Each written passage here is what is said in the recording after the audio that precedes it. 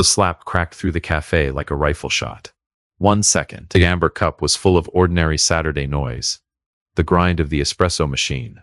The low murmur of a dozen conversations. The spoon clinking against a ceramic mug. The next second, all of it stopped at once, the way sound does when something happens that a room isn't built to absorb. Diane Whitfield's palm had connected with the left side of Elijah Cross's face hard enough that the woman at the next table actually gasped out loud. The roller rolled to a stop. Somebody's chair scraped back. Elijah didn't move. His daughter was pressed into his side, one of his hands resting flat against the back of her head, sheltering her from something worse than a slap, even though there was nothing worse in that room right now than what had already happened. He didn't stumble.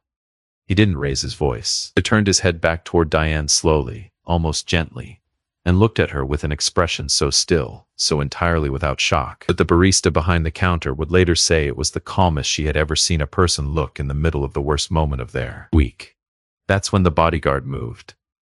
He crossed the floor fast, the way a man moves when his job depends on speed, and he got within 3 feet of Elijah before something in his stride broke. His eyes had landed on the left side of Elijah's jaw, on the old scar tissue that ran from his temple down to his chin, pale and thin and unmistakable if you'd ever seen a wound exactly like it before. The color drained out of the bodyguard's face in a single wave. He stopped walking. He took 1 step backward instead of forward, and in a voice that barely carried past the 2 feet in front of him, he said the 4 words that would end up quoted in every article written about this story for the next year. "Ma'am, that's him." If you're new here, this is exactly the kind of story we tell. Stick around and hit subscribe, because what happens in the next 20 minutes of this man's life is going to change the way you think about the word character. Now let's go back to where it all started. Elijah Cross woke up at 5:50 in the morning without an alarm clock, the way he had every day for 11 years, ever since the army had rewired something in him that never fully switched back off. It wasn't insomnia exactly. It was just a body that had learned, a long time ago, not to trust the stillness of sleeping past dawn. He made coffee in the dark kitchen of a 2-bedroom apartment on the north side of the city, sat at the small table by the window, and let the quiet sit with him for the 20 or so minutes he had before the rest of the world woke up and needed something from him. To look at him, there was nothing remarkable about Elijah Cross. He was somewhere in his late 30s, broad through the shoulders in the particular way of a man who used to carry heavy things for a living, with close-cropped hair going gray at the temples and a face that had been weathered more than aged. He wore a canvas jacket that had been washed so many times the color had gone soft, dark jeans with a small tear at one knee, and boots that had clearly walked more miles than they'd been designed for. He drove a 15-year-old pickup truck with a dent in the tailgate he'd never bothered to fix. He worked part-time doing freight logistics consulting for a regional shipping company.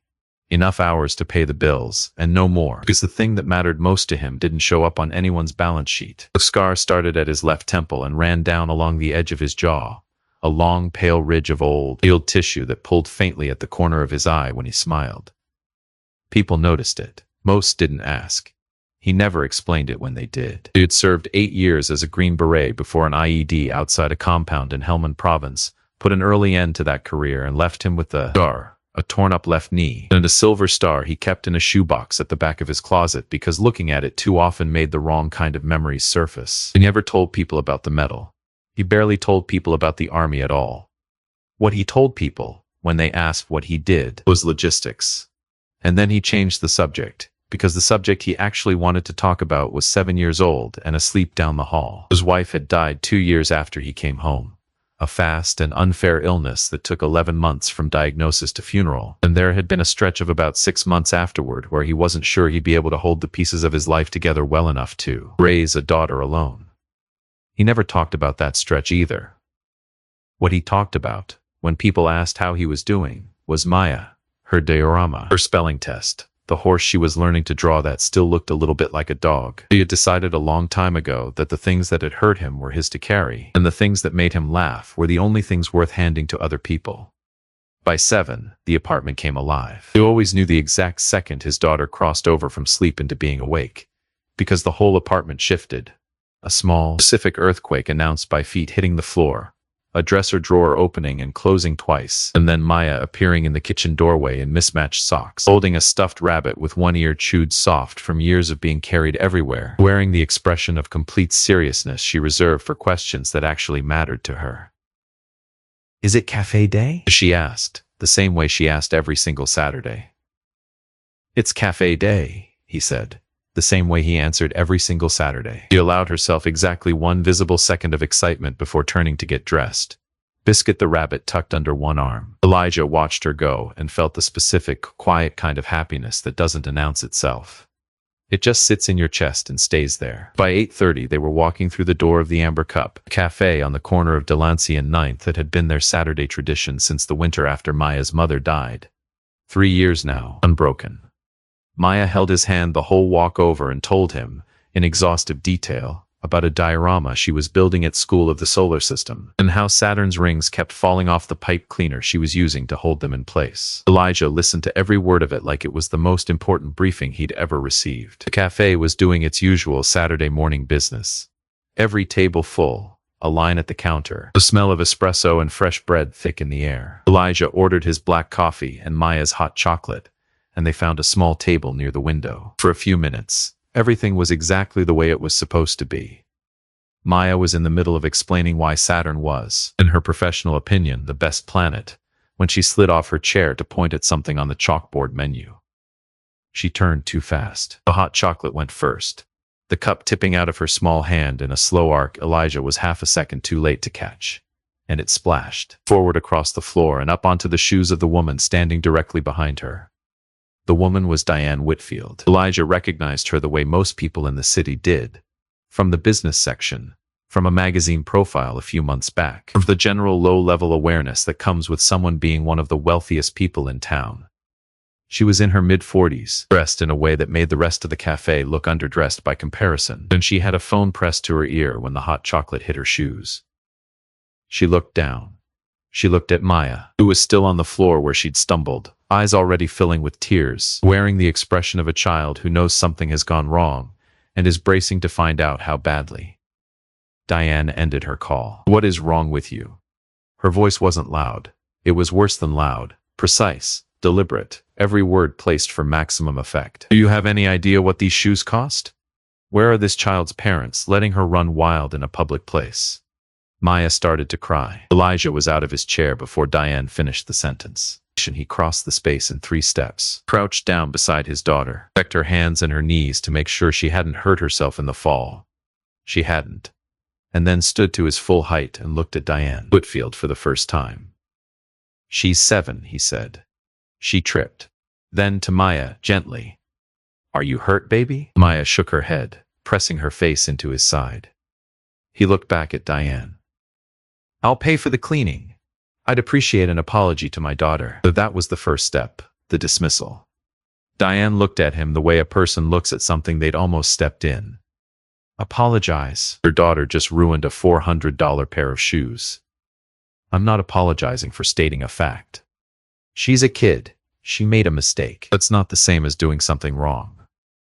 I don't need a lecture on parenting from you." Diane glanced around the cafe with the ease of someone who had never once worried about an audience. "Take her home and teach her some manners." Elijah didn't raise his voice. He didn't move closer. "I'm going to ask one more time. Please apologize to my daughter." That was the second step. The false accusation, and it came fast, and it came aimed exactly where it would do the most damage. Something shifted behind Diane's eyes. A tightening, a slight lift of her chin. The look of a woman who hadn't been spoken to this way in a long time, and found the experience genuinely offensive. "You have no idea who you're talking to," she said, her voice dropping half a register. "I sit on the board of 2 city foundations. I know the deputy chief of police personally. I could make one phone call, and you would not just lose this argument. You would lose custody of that child by the end of the week." Child Protective Services takes anonymous tips very seriously, especially about single fathers who can't control their kids in public. The words landed like stones dropped into still water. Maya heard every one of them. Elijah felt her go rigid against his side, felt her small fingers find his hand and grip it with both of hers. And when he looked down at her, the fear on her face broke something open in his chest that he would spend a long time afterward trying to put back together. He looked back up at Diane. He didn't move. He thought, for one long second, about the drive home, about the park 3 blocks away, about every version of this moment that ended quietly with him walking out the door and teaching his daughter, without meaning to, that some people's anger you just have to absorb. He stayed exactly where he was, Diane made the first call before he said another word. She stepped back half a pace and dialed, and spoke in a clipped, business-like tone that made clear she wasn't asking for help. She was issuing instructions. Elijah caught the words attorney and documentation before she turned slightly away, as if the conversation were private, even though everyone within 15 feet could hear it clearly. My attorney will be here in 20 minutes, she said when she hung up. I'd suggest you sit down. He didn't sit down. You can also expect a call from CPS within the hour, she continued, sliding her phone back into her bag with a small, precise motion. I have a contact there. Very thorough woman. Takes her job seriously, especially when there are concerns about a child's home environment. That was the third step, the public escalation, engineered to be as humiliating and as threatening as one sentence could manage. And it was in exactly this moment, the third step of the escalation, that a well-dressed man near the counter, a stranger to everyone involved, dropped a full mug of coffee on the floor. It shattered loudly. A barista rushed over immediately, apologizing to him, sweeping up the mess in under a minute, offering him a fresh cup on the house before he'd even finished, saying it was fine, really, an accident, no trouble at all. Nobody asked if he could pay for the mug. Nobody threatened to call anyone. He was in a suit that cost more than most people's rent, and the cafe's reaction to his accident and the cafe's reaction to Maya's accident were separated by a gap so wide it would have been almost funny if they weren't happening in the same room, 4 feet apart, 6 minutes apart. Elijah noticed. Everyone who was paying attention noticed. Nobody said anything about it out loud. At the counter, 2 staff members had stopped pretending to work. A young barista stood frozen with a milk pitcher in her hand, her face caught somewhere between alarm and helplessness. The manager, a heavy-set man who'd appeared from the back office, hovered near the register, visibly calculating the least damaging way to intervene with a woman who came in 4 times a week and tipped generously. He did not intervene. At the tables nearest the window, 3 customers already had their phones out. One had started filming the moment Diane raised her voice. 2 others were texting rapidly, glancing up every few seconds like they were watching something unfold on a screen rather than 6 feet in front of them. Nobody stood up. Nobody said, "That's enough." Nobody offered to help Maya, who was still crying quietly into her father's side. A room full of adults watched a 7-year-old get threatened with the loss of her home, and every single one of them chose to watch instead of act, because acting meant risk, and watching didn't. And in 100 small ways that's the choice most people make in the moment it actually costs them something. It's worth saying plainly, because the video would eventually make it impossible to ignore. There were at least a dozen adults within arm's reach of that table who had a clear, uncomplicated chance to say a single sentence. "She's a kid. Leave her alone." And not one of them took it until it was almost too late. Not because they were cruel. Most of them would have described themselves, if you'd asked, as decent people who cared about children. But decency that only shows up when it's free doesn't mean very much. And every person filming instead of speaking that morning was quietly finding that out about themselves in real time, whether they wanted to or not. "Who done?" Elijah asked finally. Diane blinked. It was small, barely visible, but it was there. Whatever response she'd expected, that wasn't among the options she'd prepared for. "I beg your pardon?" "You said what you wanted to say. I'm still here. My daughter is still here, and I'm still asking you to apologize to her." The cafe was quiet enough now that the espresso machine sounded almost aggressive. Diane looked at him for a long moment. Really looked at him. The way you look at a structural problem you can't immediately identify the source of. Then something behind her eyes hardened, and she took one slow step forward. That's when a young barista named Sophia, 22 years old, 6 weeks into the job, the kind of employee whose name nobody in that cafe would have remembered by name if not for what happened next, set down the cup she was holding, came around the counter, and said quietly but clearly, "Ma'am, I think you should step back." It wasn't much. It didn't stop anything. Diane didn't even look at her. But it was the only voice in that entire room that had tried, and it would matter later. In a way Sophia couldn't have predicted, standing there with her heart hammering and her manager glaring at her from behind the register. The slap came half a second after that. Diane's hand swung in a sharp arc and connected with the left side of Elijah's face with a crack that cut through every remaining sound in the room. The cafe went silent. Not the partial, uncertain quiet of a few minutes earlier, but complete silence. The kind that falls when something happens that no one present knows how to process. Someone near the counter exhaled audibly. The barista with the milk pitcher set it down very slowly, as if a sudden movement might make things worse. Maya didn't cry. She went completely still, her arms wrapped around her father's waist, watching his face with an expression that wasn't fear anymore. It was something closer to waiting. Elijah didn't stagger. The force of the blow turned his head to the right, and he brought it back slowly, deliberately. The movement of a man who had decided a long time ago exactly how he would respond to something like this, and was simply executing that decision now. He looked at Diane with eyes that held no fury and no shock, just a stillness that seemed to come from somewhere much older than the last 6 minutes. That's when the bodyguard moved. Roland Briggs, everyone called him Ro, was a big man in his early 50s, built with the kind of physical economy that comes from a lifetime of professional discipline. He'd worked private security for 18 years, the last 6 of them for Diane, and he crossed the cafe floor fast, positioning himself between his employer and the man she'd just struck, ready to do exactly what he was paid to do. Then he looked at Elijah's face. At the scar. The color went out of Ro's face in a single wave. He stopped 3 feet away and didn't move. His mouth opened slightly, and for several seconds he said nothing at all, and the silence around him was so complete that when he finally exhaled, people 2 tables away heard it. He took 1 step back. "Ma'am," he said. His voice came out uneven, barely above a murmur, but the room was quiet enough that it carried to every corner. "That's him." Diane stared at him. "What are you talking about?" Ro didn't answer her right away. He was still looking at Elijah. "I need you to understand something," he said, and louder, to the room as much as to her. 3rd Battalion, 5th Special Forces Group, Helmand Province, October 2014. Something in the way he said it made Diane stop mid-sentence. "There was a compound," Ro continued, his voice steadier now than his face looked. "A joint operation. 6-man element. The building was rigged. We didn't know until the first device went off.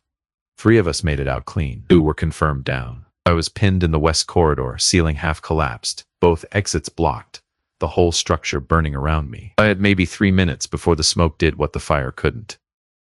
He paused, his jaw working. He came back in the first time and got Ramirez out. Ramirez had a shattered femur, couldn't move on his own. Carried him out over one shoulder, through a doorway that was already coming apart. Several people near the counter had stopped pretending to look elsewhere. A man in his 60s, seated alone at a corner table, had set down his coffee and was sitting very straight, listening with an expression of quiet, focused attention. "Then he went back in," Ro said. "For me. The mission was technically complete. Any reasonable person would have called it done. He went back anyway. The 2nd device went off while he was crossing the corridor. That's where the scar came from. He was still moving when it hit him. He got to me, got me out." Ro's voice caught, just slightly. "I didn't know his name for 8 months. His file was sealed above my clearance." The man in the corner stood up. He had the posture of someone who hadn't spent his whole life in civilian clothes. He looked at Elijah and gave a single, deliberate nod. Elijah looked back and returned it. "This is absurd," Diane said, though her voice had lost some of its precision. "But you're standing here telling me this man is some kind of—" "I'm telling you what I saw," Ro said, turning to face her directly. "I have the incident report. I have a scar on my own side that matches the exit wound from the same device. I'm not making this up, ma'am. I wish to God I was." Diane opened her mouth. Then she closed it. For the first time since she'd walked into that cafe, she had nothing to say. Sophia's phone had been recording since the moment the hot chocolate hit the floor. She'd started filming quietly, instinctively, the way a lot of people her age do when they sense a situation sliding toward somewhere bad. The footage caught all of it. The threats, the slap, Ro's approach, every word of what he'd said. Somewhere in the middle of it, without fully deciding to, she'd already uploaded a clip to her own account. The first notification landed on someone's phone 40 seconds later. Then another. Then a cascade of buzzing across half the tables in the cafe. The specific sound of something escaping the room it started in and beginning to move on its own. Diane heard it. She looked around at phones lighting up, and for the first time all morning, her expression shifted into something that wasn't anger or contempt anymore. It was the early stages of genuine alarm. The door opened. 2 police officers walked in, unhurried, responding to a call the manager had finally, belatedly made. They surveyed the room, and the older of the 2, a sergeant with a broad, unhurried face, asked who wanted to explain what happened. 3 people started talking at once. He held up a hand, and they stopped. Sophia stepped forward first. I have the whole thing on video, she said. From the beginning. The sergeant watched it. His partner watched over his shoulder. When it ended, he handed the phone back without expression and turned to Diane. Ma'am, I'm going to need you to step outside with me. I want to file a complaint, Diane said. Against. You're not being arrested, the sergeant said, his voice not changing in volume or temperature. I'm asking you to step outside so we can take statements. You should also know that based on this video and the accounts in this room, you may be facing a charge of simple assault. You're not required to say anything further until you've spoken to an attorney. He said it the way people say things that aren't actually requests. Diane looked at Ro, who was standing very still with his eyes on the floor. She looked at Elijah, who was looking back at her with the same expression he'd worn since the slap landed. Not triumphant, not furious, just present and entirely unmoved. She tried once more, quieter this time. This wasn't.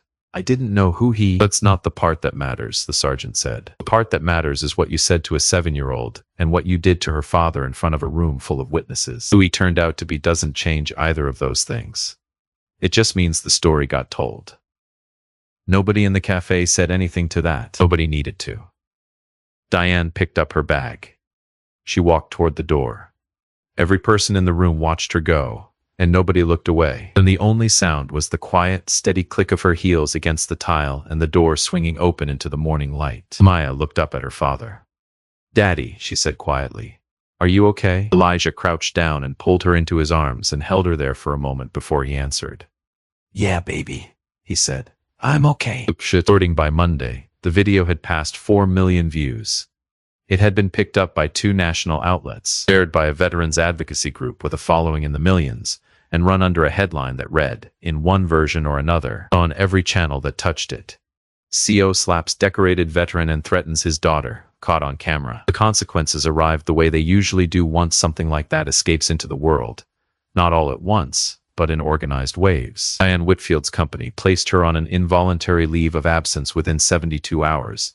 A leave that everyone understood, without anyone saying it directly, was not going to end with her coming back. 3 corporate partners issued statements distancing themselves from her personally.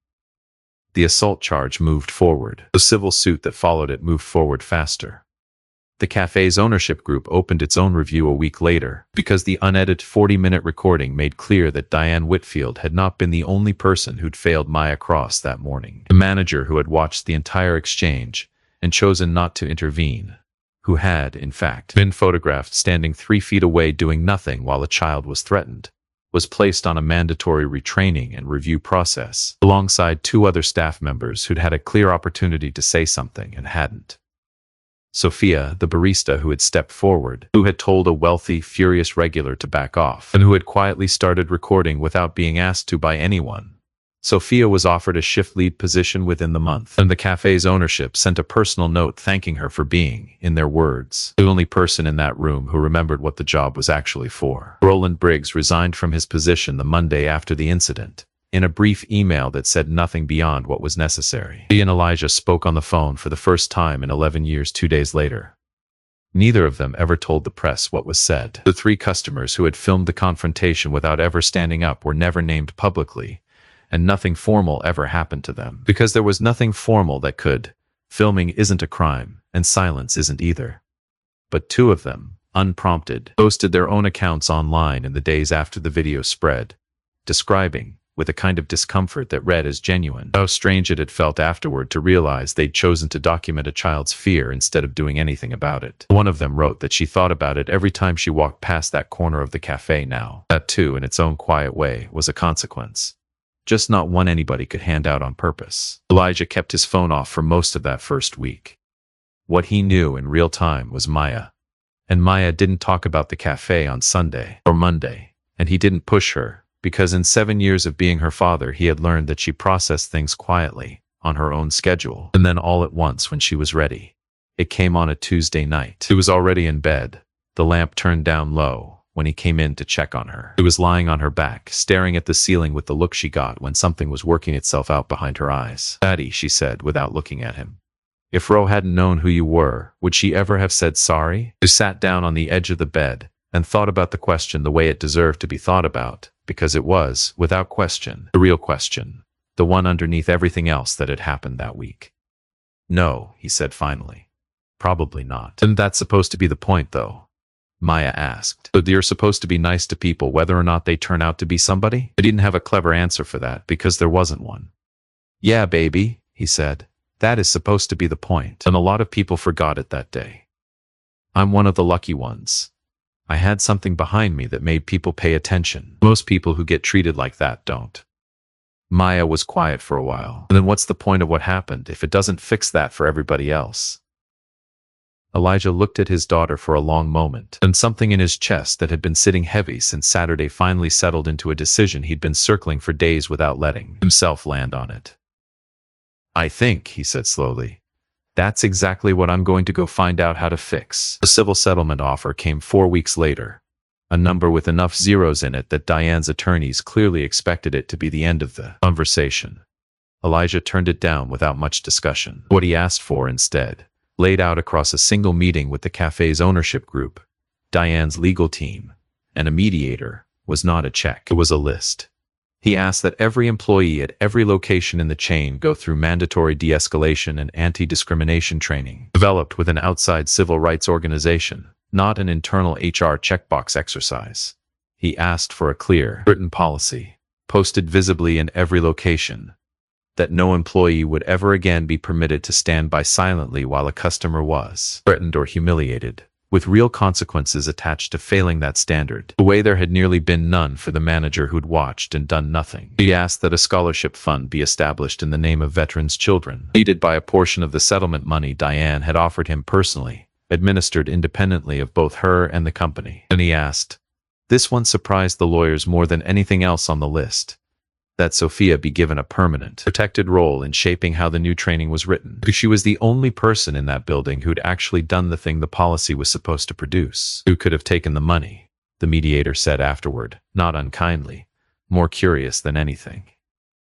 I don't need the money, Elijah said. I need the next kid who spills a hot chocolate to not get threatened with losing her family over it. That's not something a check fixes. The amber cup on Delancey and 9th looks almost exactly the way it did that Saturday morning 3 months ago. Same chalkboard menu, same smell of espresso and fresh bread, same crowded Saturday tables. But there's a small framed card by the register now, next to the tip jar, that lists the cafe's customer conduct policy in plain, unambiguous language, and near the door there's a laminated card explaining briefly what to do if you ever see someone being treated unfairly and don't know how to step in. Sophia runs the morning shift now. She still remembers most regulars by name, and she still, without anyone telling her to, checks in on parents wrangling small kids through a crowded room, offering a hand or a distraction before anything can go wrong. Elijah and Maya still come in every Saturday. Maya is working on a new diorama. The rings stay on this time, she'll tell you, because she switched to wire instead of pipe cleaners, which was, in her words, an engineering problem, not a giving up problem. Elijah still orders black coffee. He still wears the same canvas jacket.